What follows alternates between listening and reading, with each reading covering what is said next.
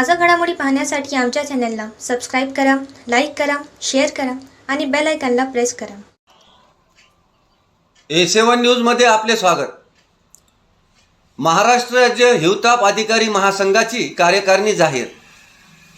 हिंगोली शहरातील महाराष्ट्र राज्य हिवताप कर्मचारी महासंघाची कार्यकारिणी जाहीर झाली असून या कार्यकारिणीमध्ये नवनियुक्त पदाधिकाऱ्यांच्या मान्यवरांनी सत्कार केला व नियुक्तीनिमित्त सदिच्छा व्यक्त करीत अभिनंदन केले. महाराष्ट्र राज्य हिवताप कर्मचारी महासंघ जिल्हा हिंगोलीची शनिवारी कार्यकारिणी जाहीर करण्यात आली. यामध्ये विविध पदांसाठी नियुक्ती करण्यात आली.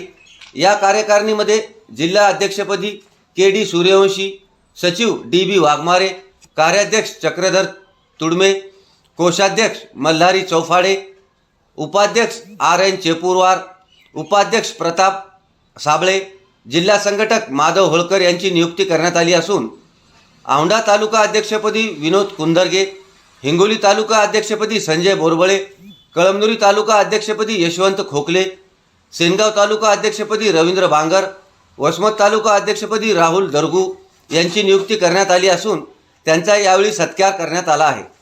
A7 न्यूजसाठी अनिस अहमद, हिंगोली.